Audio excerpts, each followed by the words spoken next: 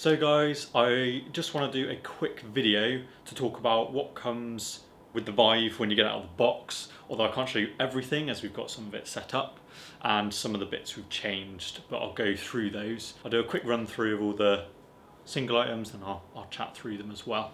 So Vive head strap comes with two face cushions. One is for a wide face, the next one is for a narrow face. One link box, this connects the computer to the HTC Vive. Two Vive controllers. 5 controller plugs. The HTC Vive itself. A quick note, this will look slightly different than it normally does as we've got a few additions and 2 base stations. So the first bit is the head strap that comes with it. This is just the base version.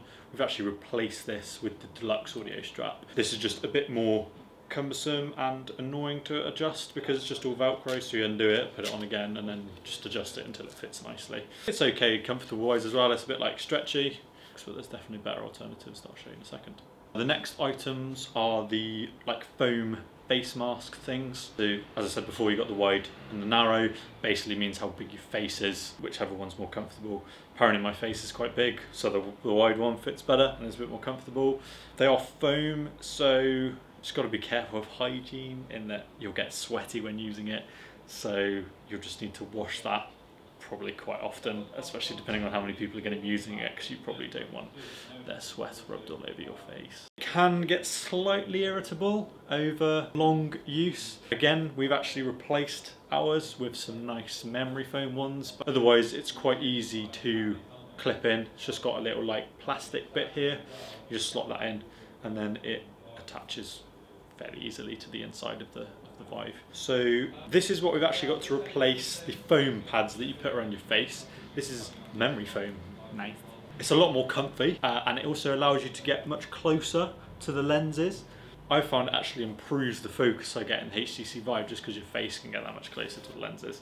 I don't think it's real leather, like fake leather plasticky stuff, but you can just wash it and it comes off nice and easily, so it'll be easier to maintain as well. This was about 15 quid or so it's up to you if you want to buy it, but I think it was worth it, and it's a lot more comfy to wear, especially when you do start getting sweaty. It doesn't rub quite as much as the foam.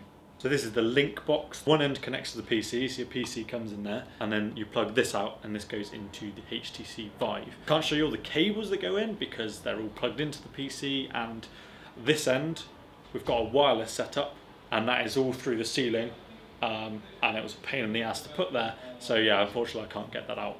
But yeah, cool little piece. And it extends the range of your HTC a tiny bit, as the cable that attaches to your PC is about 1 to 2 meters, and then the cables from here to the HTC are about 5 meters long, which is actually the furthest that you can have a USB without going crazy with prices as far as I'm aware. But yeah, easy, we just have it stuck up against the wall. Comes with a little sticky pad that you can see here, and then you feel the tug on the HTC if you get too far at your play area, if you've got a nice big space to play with.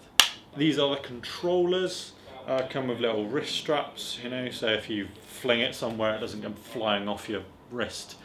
On some of the more violent games they can come a bit loose, and I have bashed the wall behind me a couple of times and I probably would have dropped them. The buttons are nice, I would say. The only thing that I sometimes struggle with is, so these are the triggers, and some games require you to hold the trigger down for certain things. Can get a bit uncomfortable the longer you have to hold it, just because you're constantly gripping it, but that's probably more down to the game controls than anything, in that you can't lock it in the game. But that's probably my only little gripe. Otherwise I quite like the feel. You've got nice little thumb pad trackers here that got the menu buttons above and below that. But otherwise I do quite like the controllers. Okay, in the game sometimes it feels a bit disconnected, but most of the time it's fine. They've got about an 8-hour battery life, which I say is about accurate. We've played for them for most of the day, and I would say that's pretty accurate, and it takes about 2 hours to fully charge them. Boring quick, interesting part, 2 plugs for 2 controllers, there's a cable for each one, done. Okay, so here we've got the glorious HTC headset itself. Obviously if you bought one, this should come in the box. Now there's a couple of things that don't come standard. So I've already gone through the face strap, which is this is back in there. Now the audio strap that I was telling you, we've got the deluxe one, which is all of this bit that connects to your head. So you basically can clip that out, clip this in if you get it, and it's got a nice little tightening strap here, so you pop it on your head and then you can tighten that to get it nice and close. We've also actually replaced the inside. That's the same as the foam mask, so it's memory foam Again, just sits a bit more comfortably on your head. And then the last thing that comes with the Deluxe Audio Strap are the actual earphones. You don't need to plug your own set of headphones, like in-ear phones, whatever you want to use, into those.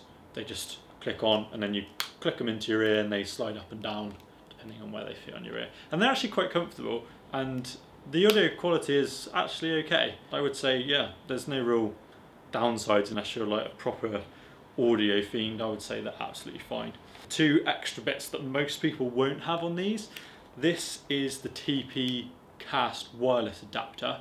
So you can't see it in this shot, but we've got the wireless transmitter above the camera there, and this is the receiver that sits on the headset, so you can be wireless, so you don't have all the 5-meter cables trailing behind you. One thing to note with this is that it disables the mic on the Vive, so you wouldn't actually be able to speak to people in game if you just had this, so you'd need to find a wireless alternative. What we have, we've just got a little wireless mic here taped onto the side, as that was the best place to put it. These two cables here, you've got the battery pack for the wireless receiver, which is fine, and then this cable goes into the battery pack for the mic. They're way better than having all the cables behind you. You feel a lot freer, you can move around a lot more.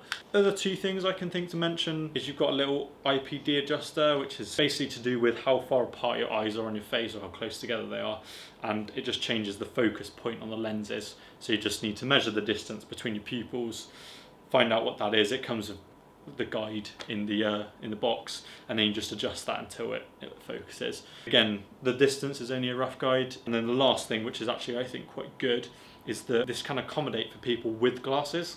There's little round grey rings that I hope you can see from there, and all you do is you click them out, it's quite easy, and then you just turn them and it will extend this part of the headset, so it will give you more space inside the headset itself. The last thing that is probably worth mentioning, but if you get the Deluxe Audio Strap, normally there is a cable in here that hangs out that you connect your own headphones to, and if you put this in, it just plugs into itself basically.